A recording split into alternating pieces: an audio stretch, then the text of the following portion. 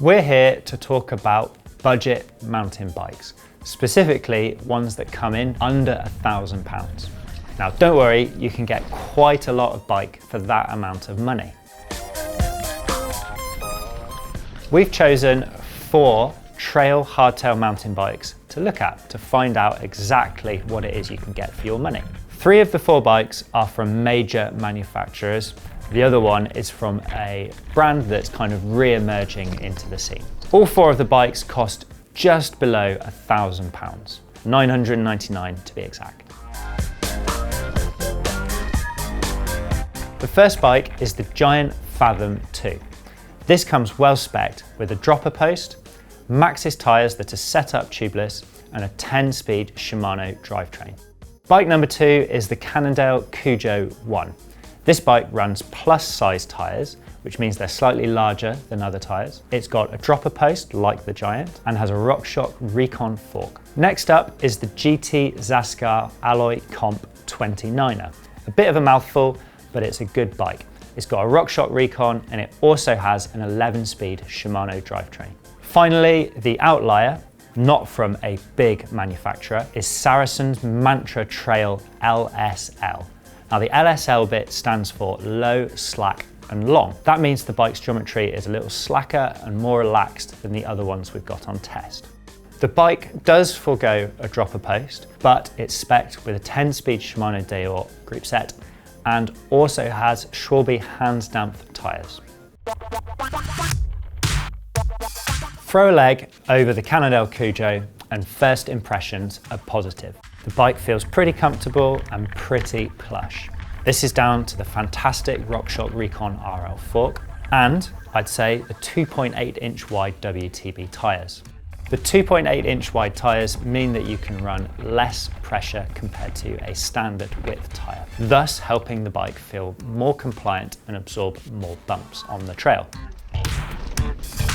The dropper post, even though it's only got 120mm of travel, is a godsend. It really helps enhance the amount of flow you can have when you're riding that bike. Short climb, lift the post up, no problem, you can climb seated. Hit the descent that's only 15-20 seconds long, you don't need to stop, change your seat height, just flick the button, down the post goes. Everyone's winning. That said, the Cujo's geometry is pretty conservative. Important numbers on the Cannondale Cujo include a 1,146mm wheelbase, a 423mm reach, and a 68.5 degree head angle, all for the size large bike that we tested. When you're climbing, the shorter geometry does make it easier, but the bike feels quite intense and quite hectic to ride, especially when you're going fast downhill. Smaller weight movements, smaller changes in your body have a greater effect on how the bike handles. This translates to the hectic feeling we were talking about earlier. For a bike of this price, the spec is really good. You've got a Shimano XT rear derailleur that's mated to an SLX shifter. These performed faultlessly out on the trail and it was great to see them on this bike. Despite the slightly lackluster geometry, if you can master the way this bike rides in a slightly hectic and frantic fashion, you will enjoy yourself on it. This means the bike can suit someone who's either looking to cutty and thrash their way down the trail, or a beginner who's maybe going to be going a bit slower and doesn't need the extreme geometry. Next up is the GT Zascar. It's been around since 1991, albeit not in this bike's guise. Now there's a lot of history running through the design of this bike, which means it had better perform well. This particular model is the Alloy 29-inch wheeled version. There is a 650B wheel version of the same bike, however. The bike has a real mix of geometry. There's a 69.5 degree head angle, a 462mm reach, a 1,162mm wheelbase, and a 440mm chainstay length. All of these numbers together seem to melt down to a bike that rides really well. However, as standalone figures, they're kind of at odds with each other. You'd normally expect to see the reach, chainstay, and wheelbase figures coupled to a slightly slacker head angle. even on a 29er. The 69.5-degree head angle is heading directly towards cross-country territory, whereas the other numbers are more in your trail kind of region. For some reason, on the Zascar, these numbers together just work. Out on the trail, the Zascar was a bit of a dark horse, and it surprised me with how easy it was to ride fast. Now this is probably down to the amount of space and room that the reach and wheelbase and chainstay figures all give you together. Now what this means is if you accidentally move forwards, backwards, side to side, you're going to have a smaller impact on how the bike's riding. It's not suddenly going to pivot around in one direction or another. With all of that said, I think the bike would greatly benefit from having a slightly slacker head angle. Spec-wise, it's packing quite a punch. There's a RockShox Recon RL fork with 100mm of travel, Shimano XT rear mech and an SLX shifter. But the bike doesn't have a dropper post. And for me, that's a big thing. I'd rather have seen a slightly lower spec mech or cassette, but the inclusion of a dropper. Overall, I found the bike to be pretty good fun to ride aggressively. That said, it isn't as suited to more extreme descending. If you're more interested in flatter trails, then this is going to be a serious contender for your hard-earned cash. Giant's Fathom 2 looks like a hot ticket on paper. It's got 145mm travel dropper post, it's got 120mm travel forks, a Shimano drivetrain, and tubeless tyres set up tubeless from the factory. Crunch the geometry numbers, however, and the bike's intentions are a little mixed. Despite the 67-degree head angle, the 444mm reach for the size large makes the bike look a little conservative.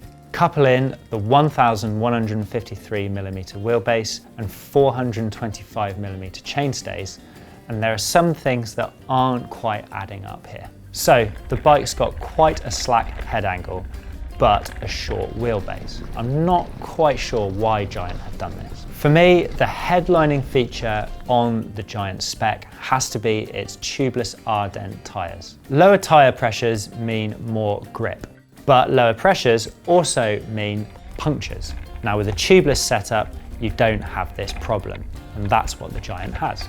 Most bikes nowadays do come tubeless ready, but not set up tubeless.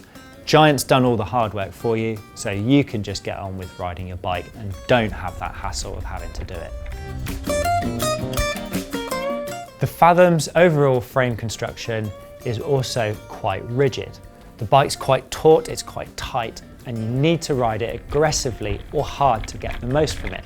If you're not riding it aggressively or hard, then you will find that the bike can feed back a lot of the trail through your legs and hands. This is exacerbated by the Suntour Radon SF19 fork that doesn't have particularly good off-the-top compliance. That's to say that the fork isn't very supple at the beginning of its stroke, and it doesn't absorb much of the trail chatter. The Giant's an impressively spec'd bike on paper. On the trail, however, it's a little bit different. The slightly underwhelming geometry figures and its at times harsh ride does mean that you need rider confidence to eke the most out of it.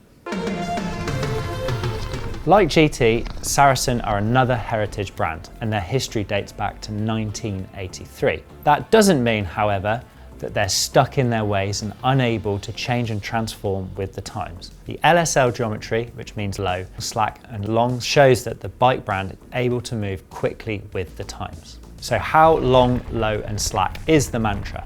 The bike has a seriously slack 65-degree head angle, a 471mm reach, a 1,210mm long wheelbase and 430mm long chainstays. In other words, this bike is pretty extreme for its intended trail use. The Mantra Trail LSL is spec'd with a set of Fusion RC32 forks, a Schwalbe knobby nick front tyre and a hands-damp rear tyre, a Shimano 10-speed Deore drivetrain, and it doesn't have a dropper post. The X-Fusion RC32 fork is also pretty underwhelming. The long, slack and low geometry doesn't seem to have many side effects on the climbs and flatter trails where other manufacturers will tell you that bikes need to be steep and short.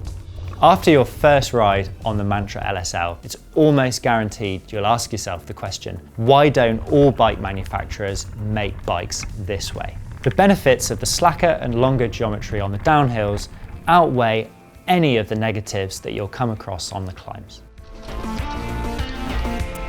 The 73-degree seat angle certainly helps on the climbs, and whilst it's not the steepest seat angle around, 73 degrees is a pretty good number. Couple the geometry with the bike's exceptionally forgiving chassis and you're onto a winner. It really does feel like there's no descent you couldn't conquer on this bike. There is one sticking point though, quite literally.